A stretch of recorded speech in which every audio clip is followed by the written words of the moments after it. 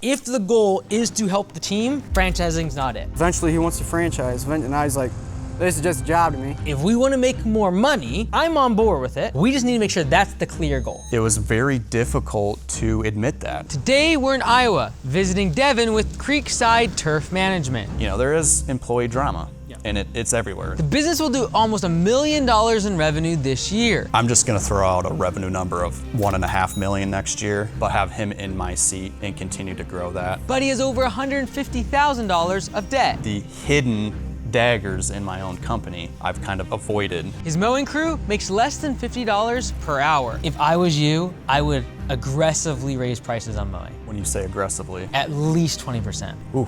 He needs to hand off daily operations fast because tomorrow his wife is due with twins. To replace you still would cost 60, 70, 80 grand a year. If we take that off of the P&L, we have no cash in this business to grow. This is the Business Turnaround Show. My name is Mike Andes. I'm the founder of Augusta Lawn Care. We have over 190 locations around the world. I travel the country fixing struggling businesses. Our goal is to give Devin a strategy to turn around the company in the next 6 weeks. Let's go. This is my favorite turnaround of all time. It really is. We are about 30 minutes away from Devin's place. This is the latest turnaround we've ever done. It's gonna be 7:45 by the time we get there, PM.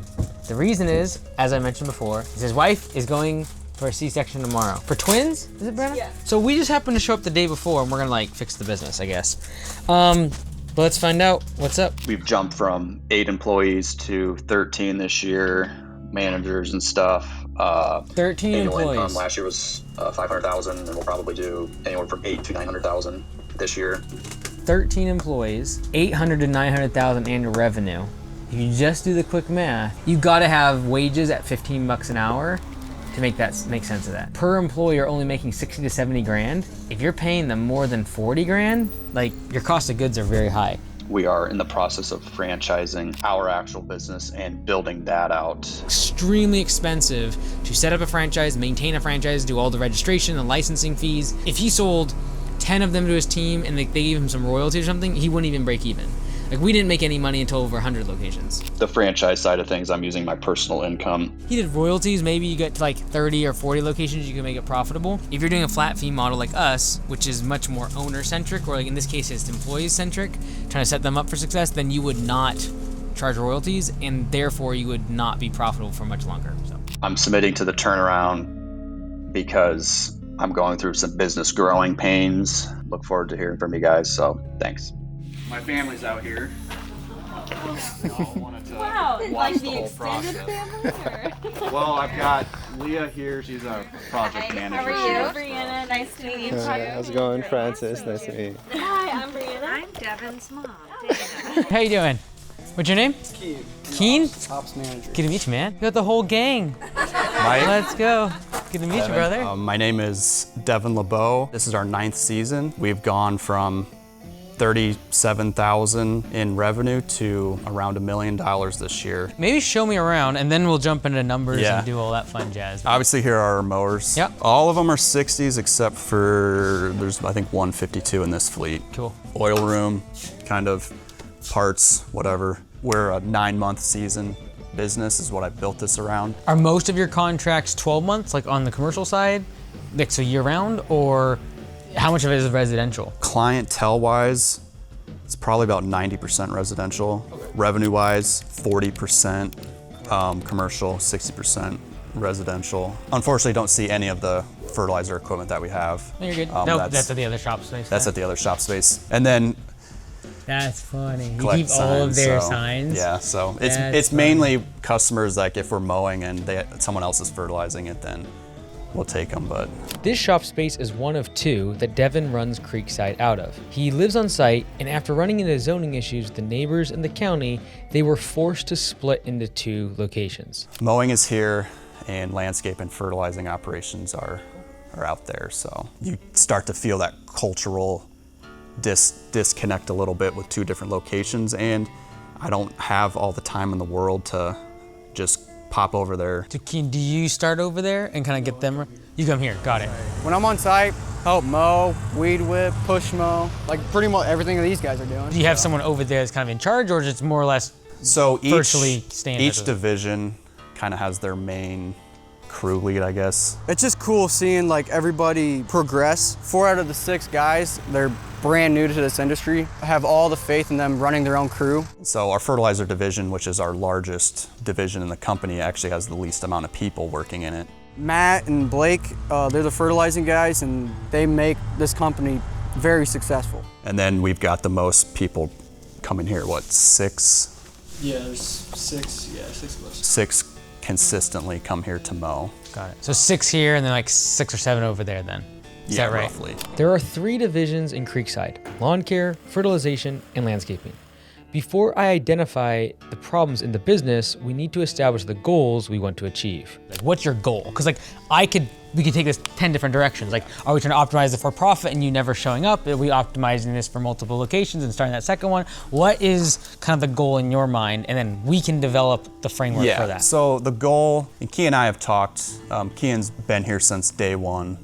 Since 2017? Well, No, Oh, okay. this is going to be my 4th year. couldn't even take the mower off the. Yeah, started from scratch. Let's go. And Let's then go. now he can run our entire company. So I showed up, didn't even know how to mow. Almost break a water main. Devin comes up to me and he said, well, at least you got that out of the way. That's like a lot of what I'm trying to do with these guys is kind of what Devin did to me. Like, it's okay.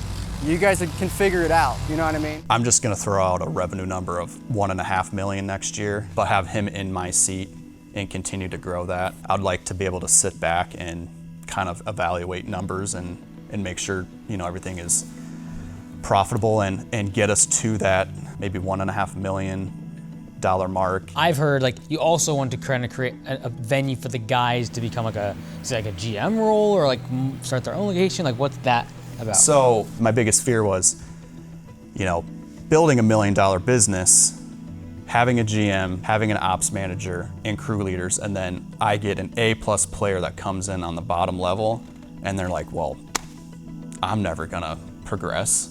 And that was always a big concern of mine because that was kind of my experience. Is Kian gonna want to run a $2 million a year lawn care business in 10 years?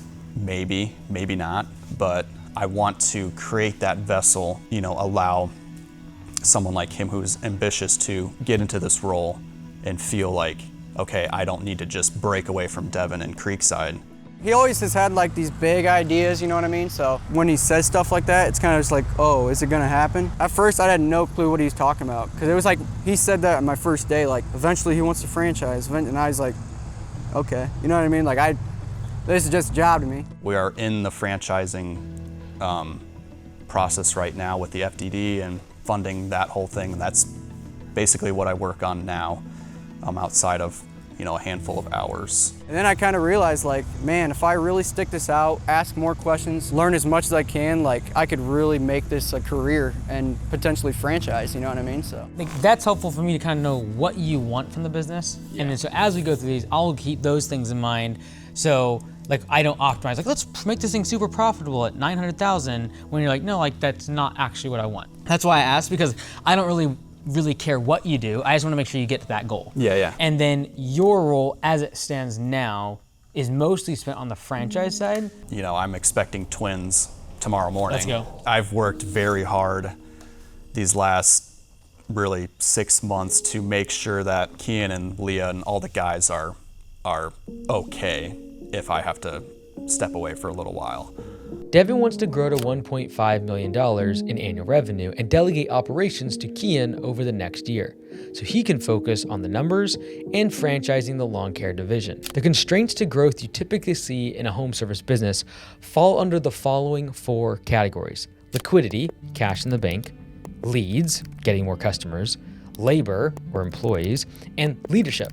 And this is the 4L framework I use to guide the coaching process. From a liquidity perspective right now, is it about 170,000 in equipment debt right now? About 150. 150, okay, Yeah. great. 150 in that, it's all long-term, like truck stuff. Like, so I'm not super It's- concerned about it. yeah, It's it's some all- Sheffield Financial for the mowers. Yeah. It's probably what, like 4,000 a month in payments? Around there. In terms of cash, this year is when it started doing a lot better, like in terms of just the overall cash flow. Yeah, I mean, the cash flow has been impressive this year, but also, you're right. I mean, growth sucks cash. cash, and Yeah. it's been a eye-opening experience for sure. Do you take a W-2 from the business right now? Or No, just I'm an distributions? owner's drawing. Okay, got it. Okay, that's the part where I feel it is skinny from a liquidity perspective. Is when we take 12 to 14% profit margin, and let's call it 120,000. If we take your salary out, then it starts getting skinny. Right now, the business is making a little over $100,000 in annual profit on the profit and loss statement. If Devin was to pay himself a salary as the owner for all the work he's putting into the business, it really wouldn't be making a lot of profit. So that's my biggest concern when it comes to liquidity. If we take $1 million, let's say 250 to 300,000 of that is projects. The other 650 to 700,000 in revenue. How much is that lawn? How much of that is chem? Mowing will be 200,000 this year, and the rest anywhere from 400 to 500,000 in Got it. lawn. Where's the profit coming from? You think most of the chemical? Yeah. Got it. And so that's making up basically half of the part that you're really managing. Yeah, There's so revenue, but a lot of the profit. Our chemical division does like 45% profit margins, and then mowing will be anywhere from 30 to 35%, and then our landscaping currently at the moment is sitting in that 20 to 25% range. Lawn chemical is our bread and butter. We love it, but it takes years to build that side of the business. And then the leads that are coming in from the site, whether it be Google or just from the site organically, is that a pretty even split between mowing and treatments? Because it sounds like the mowing side is the one that kind of took off of this year too. I mean, it is. It's a lot of lawn apps, chemical side of things. So I think we've gained 17 new mowing customers this year. 17 or 18, yep. And some of them are quite large. Probably 150 fertilizer customers this year. So We build custom websites for home service business owners just like you. And you can get a 15-minute free consultation about your website because our team, on average, when someone joins as a client, we increase the number of leads they get by almost double, 80% within the first 12 months. In fact, if you go to our website, you can actually go through and see all the different websites that we build for a whole bunch of different home service businesses that have taken their business to the next level. Go check it out and book a free consultation call today. And with the current team and the trucks that you do have, are they pretty much being used every day, the trucks? Yeah. Or so we're at capacity essentially right now? no, we're probably down one vehicle, but from April 1st through September 1st, it was Non-stop. yeah. everybody was ticking at overtime, like teetering on that overtime. For mowing, we're doing like 200 to 250,000 annual revenue. Is that right? Yeah, around there. Okay. All right. And so that's like the lowest margin. Have you thought of raising prices dramatically on mowing? We get pushback more than I would like for our mowing prices. And so, I know bumping them, 10, 15%, I'm gonna lose a few. And I think that's kind of hard for me to, especially my, beloved customers that already give me a hard enough time of, getting charged, for 6 mowings in a month. Yeah, you're totally right. For the amount of manpower versus revenue coming in, we have 6, 7 people mowing every day. With all the assets, you're doing like 40, 50% of revenue is with a fertilizer, like spreader, a couple trucks, and 3 employees. Yeah. Our fertilizing division is 1 truck and trailer running full time with 2 machines in it with 2 employees, and then you'll be like a part-time third crew or second crew going out. Right. 70% of debt is on the mowing, but yet we do twice as much revenue on the chemical side, and it's twice as profitable. Yeah. And so like the blended average net income before you get paid is 12 to 14%. I think if we literally took the mowing out of the equation, you'd probably make more money.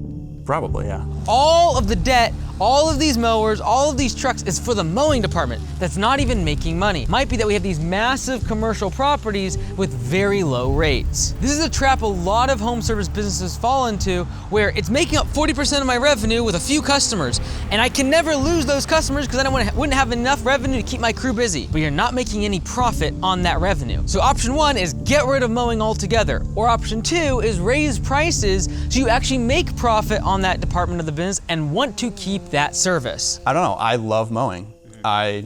It's what I started off at and got a lot of great customers. If you look at how many man hours you're putting towards it Tremendous amount. $250,000 in revenue. If you look at the effective hourly rate, like how much you're making per man hour, it's like under $50. Yeah.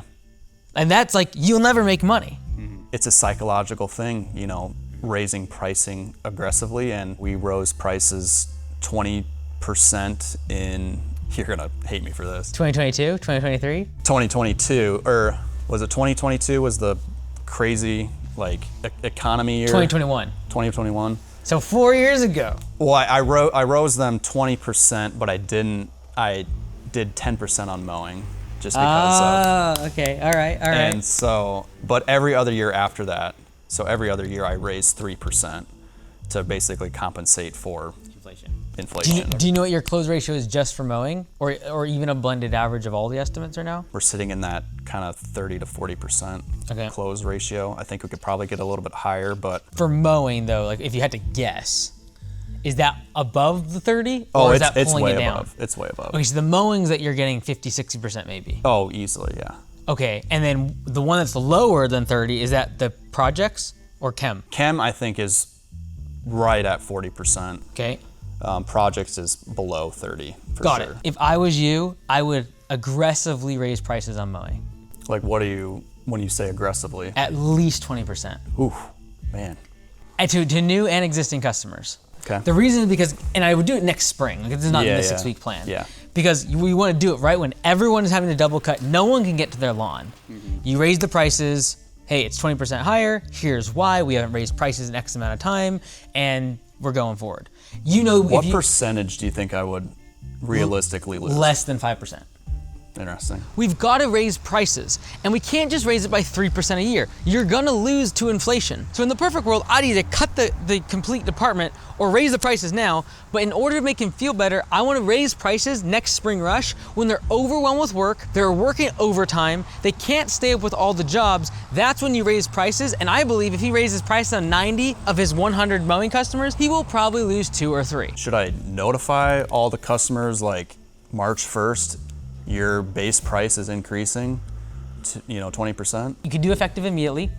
You could also give them 2 weeks or 3 weeks to find someone else. Yeah. I would say if you like, hey, there's because like what if my biggest customer is like, Devin, we need to have a talk, and I'm like, how am I gonna explain, I don't make money, and I need to make money so I can pay my employees and run this business. Yeah. And like if you just come to peace with the fact that we don't make money in this whole division, which takes time, energy, money, resources, storage, training, equipment, we are not making money. Okay, now I have a lot of confidence to go raise prices because I know I'm not making money. Yeah. And there's this other thing called chemicals and landscaping that we aren't even marketing for half the year that is making a lot of money. At least 90% of the customers have to be price increased. Yeah. And I would do it indiscriminate 20%. Again, that's not the way to raise prices. The way to raise prices, you look at budget hours versus actual hours over the past 12 months. You then say, what's our hourly rate? Measure it up to that. That will take you a couple weeks, and I happen to believe a 20% price increase still gets swallowed by all of your customers. And then we make this division now 20% profit. Yeah. Instead of 0. Yeah. It is literally being floated by the chem and the landscape. Yeah, and probably has been for 8 years. In the perfect world, I would probably want Devin to take an extra year in profit mode after raising prices on his mowing customers before he starts delegating a whole lot in the business. Because financially, it's still gonna be really tight to just replace you, even though you work here, say, 30 hours a week, and then you're doing the franchise stuff and everything. To replace you still would cost 60, 70, 80 grand a year. If we take that off of the P&L, we have no cash in this business to grow. Yeah. Now, if we add an extra 20% to a division that does $250,000, we have 50 grand of profit hit the bottom line. And that's your ticket out. Yeah. Because the 50 grand covers someone to manage the whole thing. How we could kind of think about it is, like, I think of GM as, even if the owner is inside the business and they're operating from a strategic perspective, they're making systems, thinking about the metrics, I still look at them as the general manager. And then underneath that, you can have, Kian being your operations. And then I'm going to guess that underneath Kian, is there people that do like chem and then mowing? Yeah, we have Matt, who is our kind of chem crew leader, manager. Okay. He's very self-efficient though. Like, Yeah, like he just needs no monitoring whatsoever. And then do you kind of serve almost though as that role for the mowing team right now? oh yeah, for sure. Got it. So you're already here. I think it'd just be a function of like, title doesn't need a change. He's already doing that for mowing. It's just more of a formal thing like, hey, when you guys are gonna call out, you contact Kian. When you need something on the route, you contact Kian. Which we already we do that now. Do you run all of team that. meetings right now? No, I mean, the mowing guys normally know what they're doing, so it's just I'm scheduling, and yeah, in the mornings I check up on them, just make sure they're good to go. And Who does hiring right now? I do. You do hiring, okay, got it. So like, that would probably be the one role I see from an operations manager perspective that would be moved. And that would be the thing that really frees you up too, to be more of a GM. Especially being removed from operations, you know, not being exposed to, you know, my employees are gonna see this, but you know, there is employee drama, and it's everywhere. It's life. It is what it is. That is very hard for me if somebody's coming to me about an issue, and then I'm like, okay, well, what steps have you taken to resolve the issue? You know, if I come, you know, ripping on somebody for whatever it might be, you know, I just feel like that is by far the hardest thing I deal with right now. I know exactly where you're at because I franchised the business and I was in this weird spot where I was kind of still there in the morning occasionally, but like I didn't know who was getting hired, and like someone else did the training. I heard some of the drama. Someone would come complain to me about their manager. So what'd you do to solve that? You always go to your operations manager. Okay. So if you say he's in charge and they come to you, you say go talk to Kian. And then if you see them making a mistake, you go to Kian. It's a very challenging thing because you're like, well, I see it, I know what to do. I will just tell them. Yeah. It's like a tearing, it kills.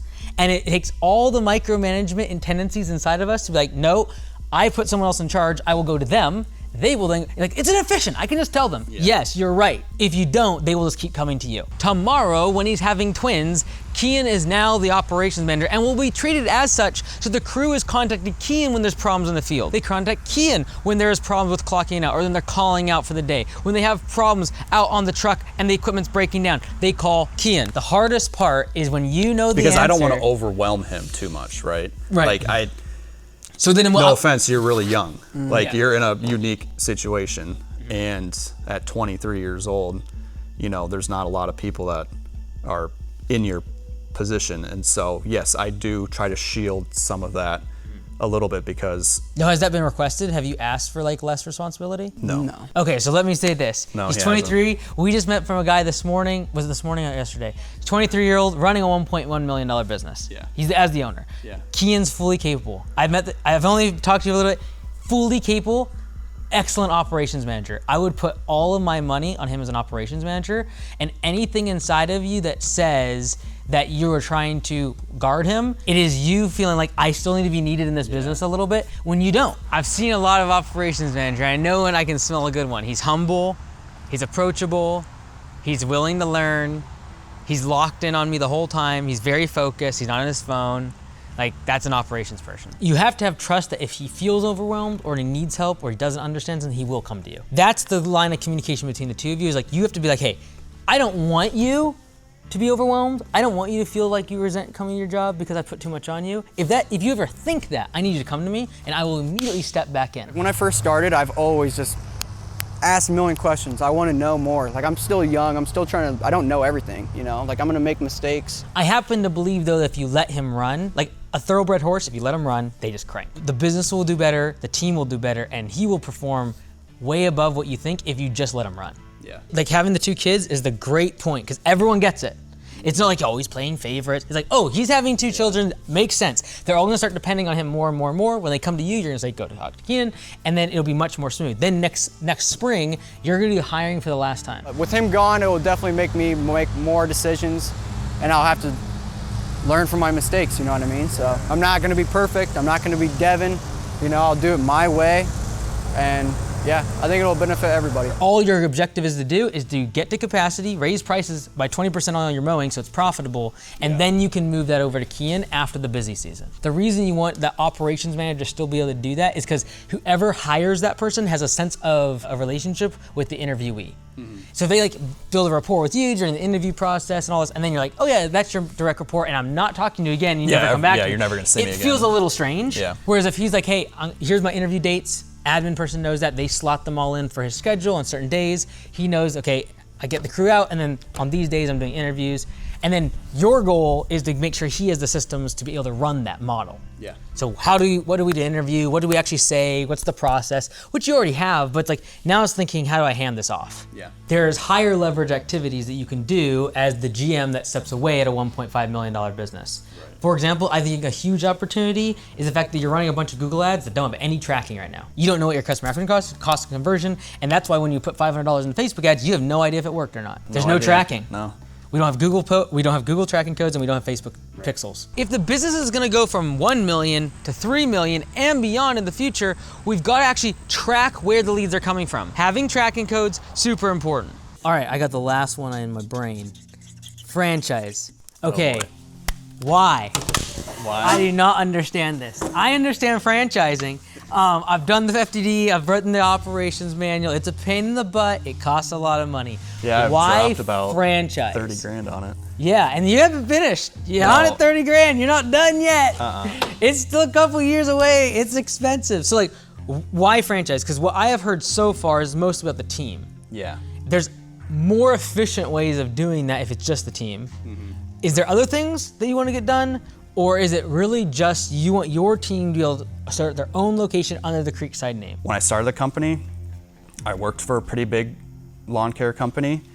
I didn't like that atmosphere. You see all your other competitors out there and you start to wonder, okay, they look professional, like what about them that is, like, why are those people working there? So then I discovered, okay, it's a franchise, that's the franchise world. Our business, it's not like I'm rolling in the dough right now, but it has changed my family's life for sure. It's allowed my parents to retire and not have to worry about making ends meet entirely. And if I can set up maybe an employee that is a similar situation and help him build a life, it's not just about mowing lawns, it's actually about changing trajectory of your family tree, really.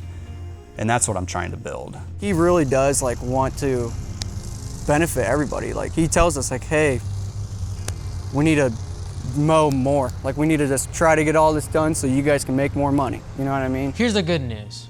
All of that can be accomplished without franchising. Yeah.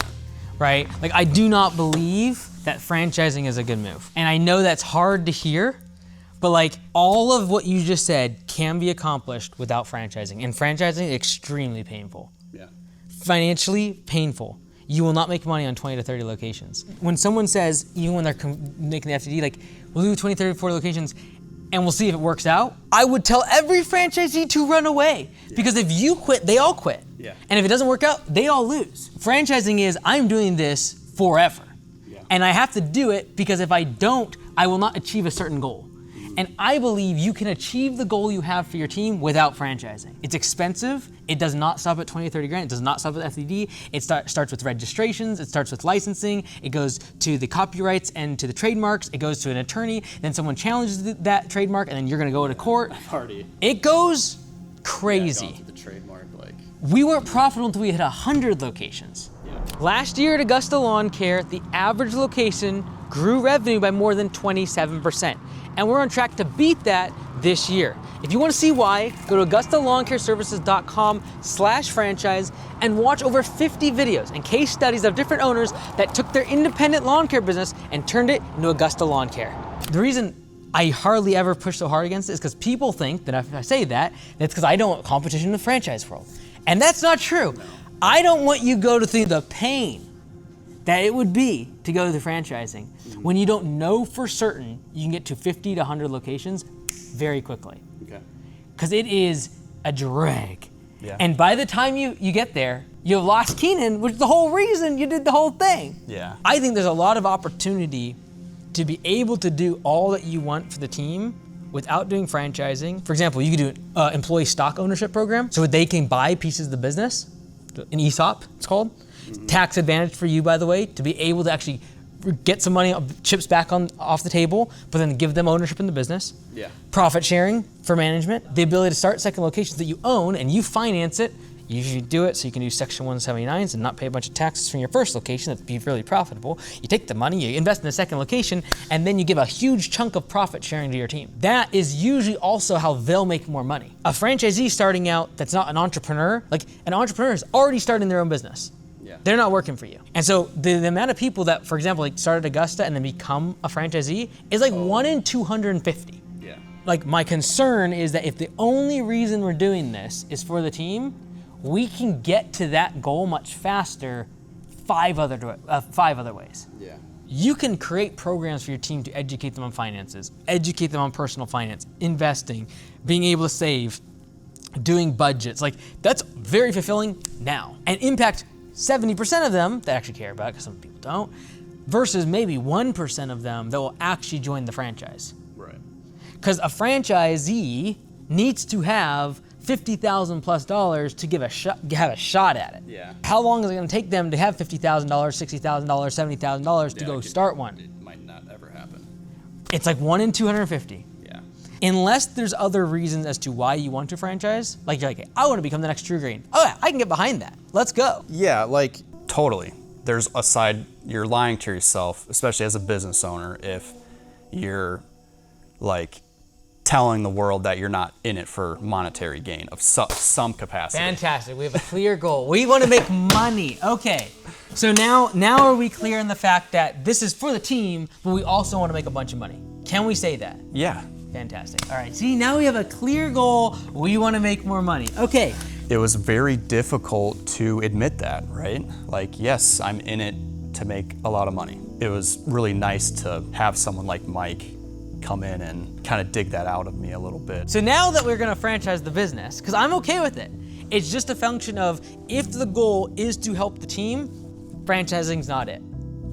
If we want to make more money, I'm on board with it. We just need to make sure that's the clear goal. When I first started, when I was 22 years old, I was like, I want $1 million company by the age of 50. So I got to this point, and guess what? I fail the same. Why not try to ramp this thing up and do something really fun? And to be completely honest, yes, I want my team to do well, but we want to make a bunch of money. At the same Nothing wrong saying that. Let's Yeah. go. We want to make a ton of cash. I want to make a lot of money. Let's go. And I want my, young children to look at their dad and be proud of what their father has built. I don't know if that's a bad thing or not, but hey, I'm not judging. I just want to get wherever you want your goal to be. If it's legacy, let's go. It's a company. We'll get you there. It's just a function of getting clear on that.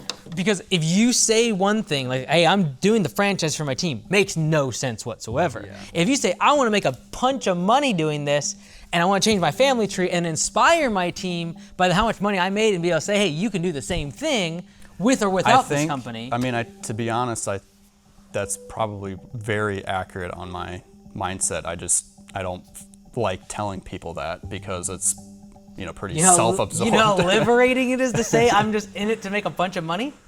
Yeah, Because that's why I started a what's more inspiring? business. Your boss coming in here every single day and telling you about how you should do your finances and you should be a better man, you should be trying to do this and improve this in your life and think about budgeting. You should want to become your own business owner. Or just my boss that I knew started mowing grass a few years ago, becoming extremely wealthy. Yeah. And hiring a bunch of people and making a huge impact in the community and having freedom with his family to do what he wants. That's big enough of something that I'm like, I'll do whatever he's doing, and I don't need to say anything, because they'll just pick up on the fact that, oh, he does show up early, he does work hard, and he does all these other things that led to that success. I want money.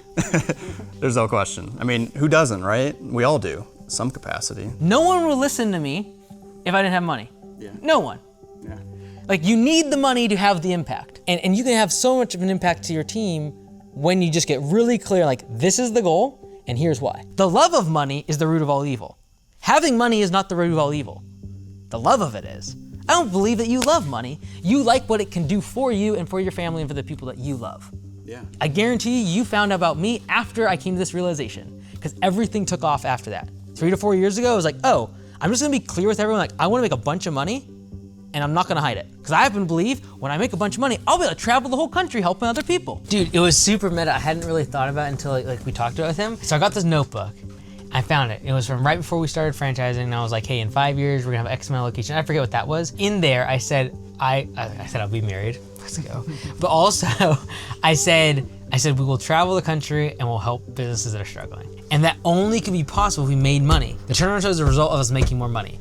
So like, why would I not make that the goal? Because everyone wants to help people, but they don't want to just get cleared in the fact that you got to make a bunch of money before that. Yeah. That's the unlock. Yeah. Because if you do that, then you'd like, okay, forget the franchise thing. I'm just gonna build this location up so profitably that I get 5 people asking me to franchise. People will beat down your door if you build a $1.5 million business that has $400,000 in distributions. Yeah.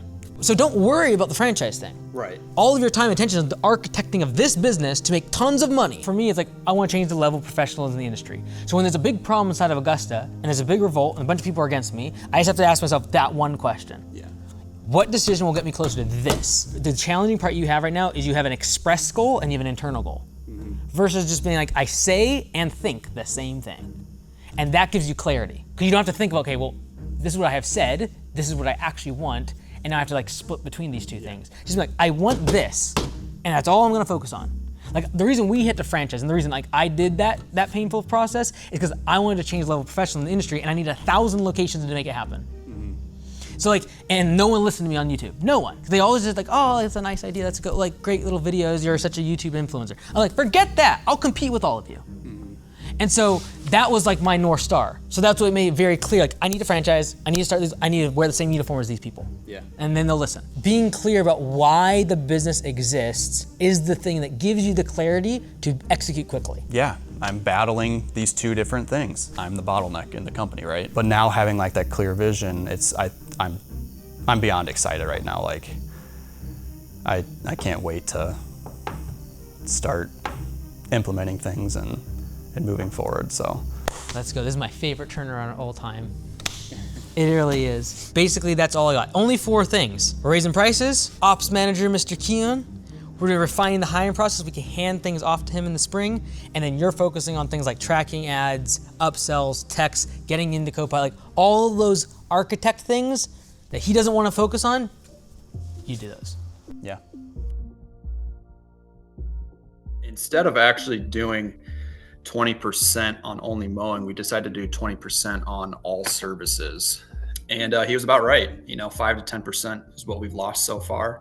And we couldn't be more thrilled with how responsive the customers have been. I had kind of done a poor job at not really making him a concrete, middleman, from the employees, field workers, to him, to me. We addressed that. Now everything runs through Kean. He did a fantastic job being able to kind of manage everything. So the next thing was refining our hiring systems. We're kind of in the process of working on that. We haven't hired anybody for the next year yet. It's kind of still a work in progress. The final part of the plan was kind of upselling our customers. We're upselling kind of some premium package deals and stuff, and that's actually going really well. It's totally changed the way I've looked at things since I've met with him. I've got a lot more comfortable in my personal life, just talking about my goals, and the things that I've implemented into the company now are going into next year are monthly sit down meetings with all the employees to show them exactly where the money's being spent and where we're making the money, where we're losing the money, being more open about everything and not being afraid to tell people, yeah, we're trying to make $1 million this year, or 20% profit margins. We want to eventually try to franchise, right? I knew we weren't ready, but it was something that I wanted to work towards, and him being able to dig out of me, get the correct mindset before taking on an endeavor like franchising, basically get your head on straight before you try to, sink thousands upon thousands of dollars into something that's not guaranteed. Let's get our location extremely profitable and desirable. Once we're ready, we'll know that we're ready, and then we can kind of slowly ease into it and make sure that we're doing this the correct way. Sometimes you need to hear the hard truth. Sometimes that is being on camera and someone who is vastly more successful than you coming in and kind of dissecting your business and seeing what is working and what's not working to kind of really reignite that fire.